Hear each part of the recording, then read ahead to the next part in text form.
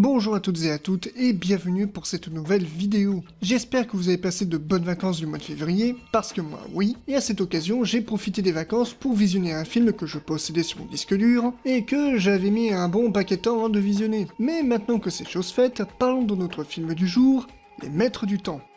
Les Maîtres du Temps est un film d'animation français sorti en 1982 et réalisé nul autre que par René Laloux. Ce dernier ayant déjà collaboré avec nul autre que Roland Topor sur le film La Planète Sauvage, sorti 9 ans plus tôt. Et on a tendance à l'oublier, mais René Laloux fait partie des grands réalisateurs d'animation français. Bien qu'ayant réalisé plus de courts-métrages que de longs-métrages, il est indéniable que ses travaux ont marqué les esprits. Débutant avec des courts-métrages expérimentaux comme Tic Tac ou encore Les Achats Lunés, il ne réalisera son vrai premier court-métrage qu'au début des années 60, avec la collaboration des patients de la clinique psychiatrique de Courcheverny dans le Loir-et-Cher alors qu'il n'était que moniteur. Produite par la société Les Films Paul Grimaud, société fondée par Paul Grimaud, le papa du film Laurel l'Oiseau, son premier court-métrage, Les Dents du Singe, sort en 1960. Très vite, il fait la rencontre de Roland Topor, réalise ensemble deux courts-métrages, Les Temps Morts en 1964 et Les Escargots en 1965. Fort de leur petit succès et de leur collaboration, c'est en 1973 que sort leur coup d'éclat, La Planète Sauvage. Adapté du roman de l'auteur français Stéphane Veul, de son vrai nom Pierre Perrault, l'histoire reprend celle du roman Homme en série. Le film ayant très bien marché et ayant reçu énormément de prix, il en est même devenu aujourd'hui un film culte. Présentant un univers complètement psychédélique, le film traite de sujets assez matures, faisant de lui le premier film d'animation pour adultes traité de façon sérieuse, là où le film Fritz le chat de Ralph Bakshi, sorti un an avant La Planète Sauvage, est assez puéril. Le film permet un parallèle assez perturbant de notre réalité, où notre civilisation n'est devenue qu'un simple zoo. Cependant, à la différence du roman, le film essaie d'avoir des thèmes un peu plus nuancés. Cependant, c'est durant la production du film que les deux compères se séparent. En effet, au dire de René Laloux lui-même, bien que Roland Topor s'est occupé de beaucoup de parties du scénario ainsi que des graphismes, et que donc le projet était déjà avancé, sur les 3 ans et demi de production, Roland Topor n'est resté que 15 jours. Parce que c'est un truc que j'avais oublié de préciser sur ma vidéo sur Téléchat, mais Roland Topor, si beaucoup le voyaient comme un génie artistique, c'était aussi un gros casse-couille, passant régulièrement son temps à jongler de projets, au point de n'en terminer que très peu. Mais bref, cela ne décourage pas René Laloux, qui collabore avec plusieurs dessinateurs du magazine Métal Hurlant, dans l'idée de créer une série de films en collaboration avec un dessinateur spécifique. De ce fait, le premier et dernier film de cette série n'est nul autre que Les Maîtres du Temps. Et ce n'est nul autre qu'avec un certain Jean Giraud, mieux connu sous le pseudonyme de Moebius, que le style graphique du film se repose. L'histoire, quant à elle, est à nouveau une adaptation d'un roman de Stéphane Veul, L'Orphelin de Perdide. De la même façon que La Planète Sauvage, la production du film durera 4 ans. Et comme déjà à l'époque c'était compliqué de se faire financer son film, c'est en Hongrie que le film sera réalisé. Une façon d'économiser sur le budget, de la même façon que La Planète Sauvage a été réalisé à Prague. Et pourtant, même si le film est produit par nul autre que la chaîne TF1, cela montrait déjà qu'à l'époque, même la télévision avait pas le budget, ou du moins qu'il fallait déjà faire des économies. Mais bref, que nous raconte ce film ?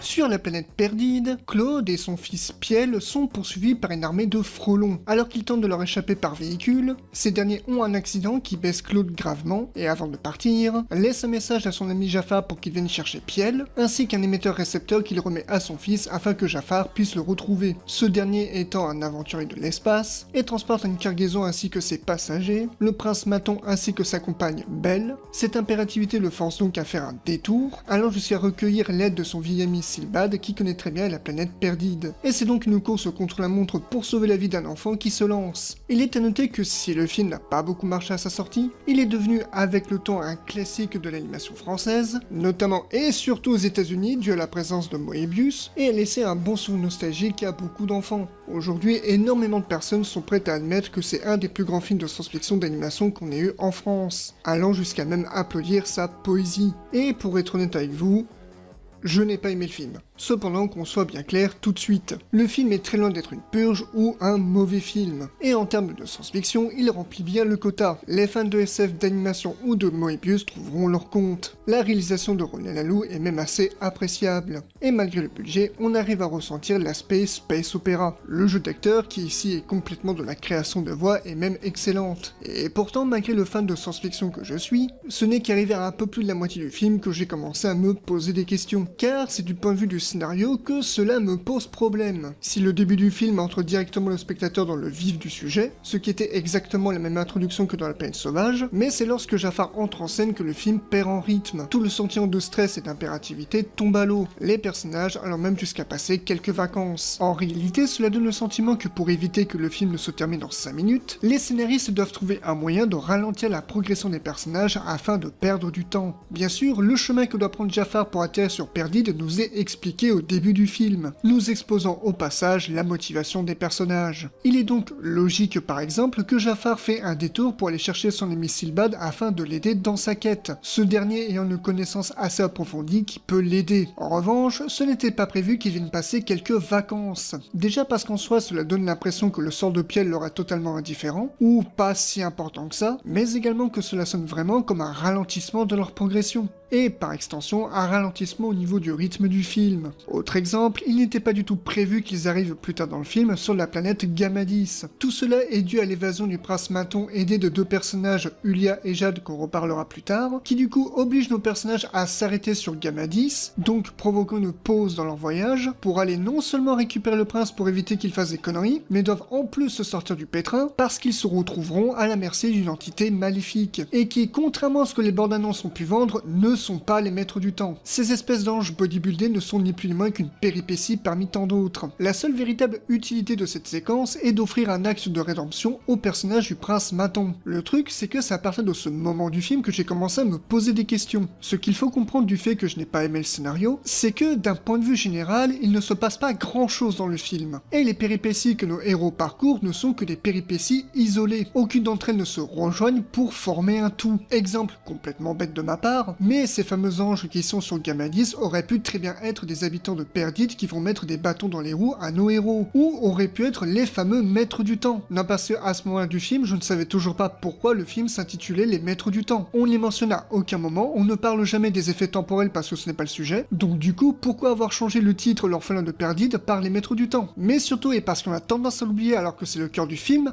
Piel. D'ailleurs, tant qu'à parler de ce dernier, le personnage de Piel est en soi l'enjeu du film. C'est pour cela que la narration est censée avoir cet aspect course contre la montre. Le souci, c'est qu'on a du mal à sentir l'impérativité de la situation puisque Piel n'est jamais réellement en danger. Les séquences avec lui sont plus mignonnes et rigolotes, et même les séquences où il y a une once de danger, soit il ne lui arrive rien, soit le problème est vite réglé. Après, pour ce qui est du personnage en lui-même, on peut trouver certes les séquences avec lui gonflantes, mais ce serait oublier que c'est avant tout un enfant. Cela dit, cela permet d'offrir au spectateur des séquences plus ou moins touchantes, mais également deux petits passages musicaux, plutôt agréables pour les oreilles bien qu'elles soient très courtes. Le film est un peu, comme on dit, à boire et à manger. Mais son souci, à la différence par exemple de La Planète Sauvage, c'est que le film Les Maîtres du Temps dispose de plusieurs commentaires ou de thèmes qui sont un peu dispersés de droite à gauche et ne font pas vraiment de lien. Par exemple, Ulia et Jade. Ce sont deux petites créatures dotées de pouvoirs télépathiques, capables de sentir les pensées des gens, et loin de la caricature des comic relief relous servent à quelque chose dans l'histoire, et le film leur offre des petites scènes pour eux, ce qui permet à travers ces personnages de faire des commentaires sur l'humanité. Et pourtant, bien que leur discussion soit loin d'être inintéressante, certaines d'entre elles sont même assez belles, bah d'un autre côté on a un petit peu l'impression que ce sont des commentaires et des points de vue sur l'humanité un peu isolés qui n'ont pas trop de rapport dans l'histoire. Après, étant donné que ce sont deux personnages interprétés par des enfants, tout comme le personnage de Piel, et je tiens à dire que pour des enfants il se débrouille plutôt bien, je pense qu'à travers ces personnages clairement destinés pour les enfants, il y a une manière à les pousser à réfléchir par rapport à l'humanité en général. Mais on va pas se leurrer, même si Les Maîtres du Temps est un film tout public,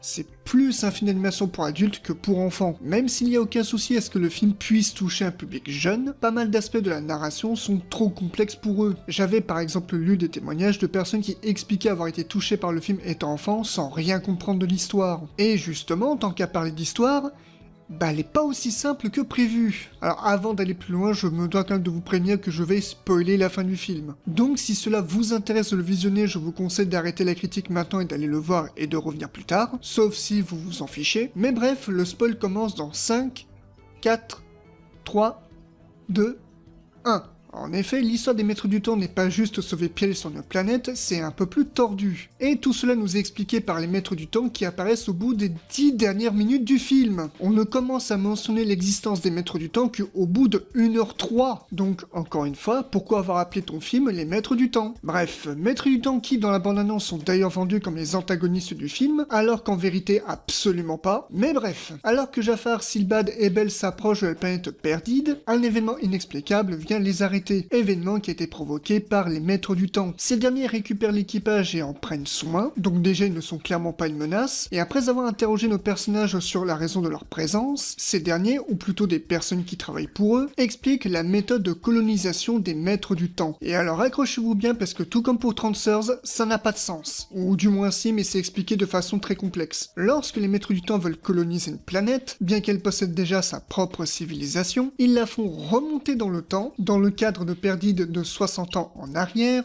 afin de déjà poser leur colonisation, pour ensuite accélérer la planète, donc par conséquent la menant dans le futur, mais en ayant complètement changé son avenir. Ouais bon, grosso modo, les Maîtres du Temps, c'est genre des time splitters. Mais ce que je viens de vous dire, c'est pas le plus gros, parce que du coup, ayant cette information, vous dites « Merde, mais en fait Piel, il est dans le passé !» Et en effet, bien qu'on ait aucune information de comment Piel et son père ont atterri sur cette planète. Donc du coup, à ce moment-là du film, la situation devient plus qu'impérative. Et alors, c'est à ce moment que le film nous gratifie d'une des révélations qui sort complètement de nulle part, au point que personne ne l'a vu venir, mais en réalité, le vieux Silbad, eh ben c'est Piel, vieux. Oui, Piel et Silbad ne sont ni plus ni moins que la même personne. Alors, plus sérieusement, j'ai cru comprendre que la fin avait en effet marqué beaucoup de personnes. Et en effet, la révélation en elle-même est assez surprenante. Bien qu'on nous ait déjà révélé au début de film que Silbad avait déjà mis les pieds sur Perdide, puisqu'il raconte qu'il a déjà été attaqué par des frelons et c'est pour ça qu'il porte une plaque métallique sur le crâne, personne n'aurait soupçonné que c'était un événement dû à son enfance. Et pourtant, la réponse était sous nos yeux. Donc en soi, c'est une belle préparation du film. Ce qui ne m'a pas empêché, lorsque la révélation finale est arrivé, de lâcher un bon « Tu te fous de ma gueule ?»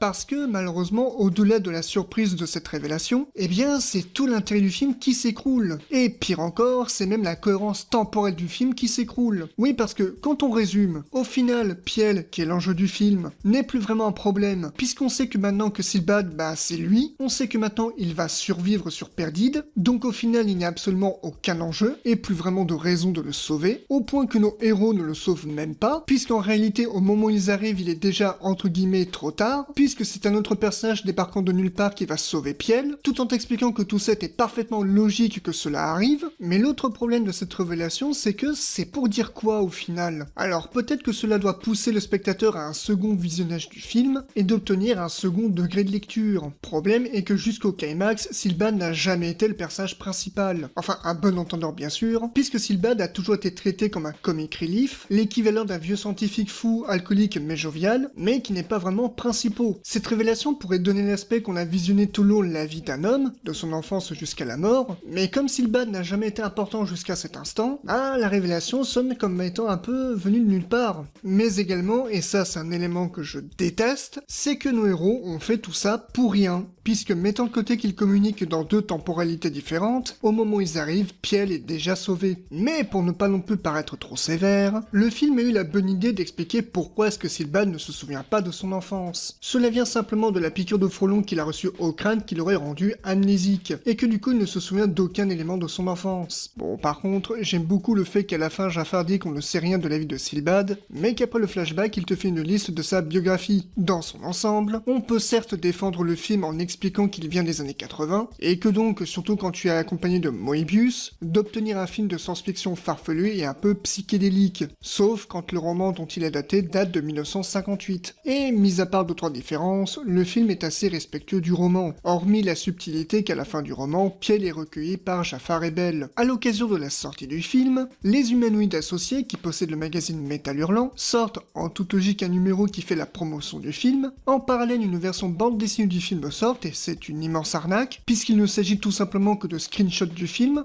un peu dégueulasse par moment d'ailleurs, mais également Moebius qui sort des années plus tard un coffret de plusieurs livres détaillant la création et les storyboards du film Les Maîtres du Temps. Et c'est là qu'on apprend quelques petits trucs. Dans un premier temps, René Laloux a été appelé en réalité pour adapter plusieurs romans de Stephen Veul pour la télévision. L'Orphelin de Perdide, donc Les Maîtres du Temps, devait être le premier opus. Donc rien à voir avec les informations lues et que je vous ai citées en début de vidéo, mais c'est suite à l'implication de Moebius sur les storyboards qui a poussé les producteurs à sortir le film au cinéma, et cela sans rajouter le moindre budget au film, ce qui donne cet aspect plus ou moins inégal par rapport à l'animation, puisqu'à la base le film devait être juste un téléfilm. Mais également un autre problème s'est posé pour René Laloux et Moebius. Si pour La Planète Sauvage, René Laloux s'était retrouvé avec une équipe compétente et pouvait prendre le temps qu'il avait besoin pour réaliser le film, pour vous dire il n'avait vraiment pas de délai de sortie donc il pouvait prendre le temps qu'il voulait, eh bien ce fut complètement le contraire pour Les Maîtres du Temps. Déjà parce que contrairement à l'équipe tchèque, l'équipe hongroise était bien moins expérimentée et n'arrivait pas du tout à s'adapter au style de Moebius, ce qui a conduit à beaucoup de soucis de production, en plus du fait que le délai de production était assez court. Le contraste entre les décors dessinés par des artistes français et les animations hongroises peuvent créer un décalage assez violent. Et pourtant Moebius ne s'est pas juste contenté de faire le storyboard. En plus du design des personnages et de l'univers entier, il a aidé René Laloux à s'occuper de l'adaptation du roman. Cependant, le résultat ne l'a pas vraiment convaincu. Il trouve que l'histoire du film est trop étirée et que cela nuit à la narration, qu'il en attendait hélas trop venant de l'équipe hongroise, au point que Moebius, tout comme Roland Topor, a abandonné la production du film, laissant René Laloux le terminer seul. D'ailleurs, il est à savoir que lorsqu'on a posé la question à René Laloux quel public il ciblait, il expliquait qu'il n'en avait aucun, qu'il ne supporte pas les films Disney et leurs niaiseries, et qu'il préfère des histoires plus directes. Pour ce qui est de la révélation finale, Moebius a laissé entendre qu'elle aurait pu avoir plus de force si le film a été raconté d'une meilleure façon. On comprend par cela que ce soit du côté de René Laloux ou de Moebius que aucun des deux n'est satisfait du film. Même si aujourd'hui le film est un peu plus apprécié dû essentiellement à la nostalgie qu'il a procuré, en soi Les Maîtres du Temps est un film qui a en effet des problèmes. Sans doute que s'il avait bénéficié d'une meilleure équipe et de meilleurs producteurs, il serait devenu le film que René Laloux et Moebius voulaient. Après, ne me faites pas dire ce que je n'ai pas dit, le film n'est pas 100% mauvais, il reste plus ou moins potable.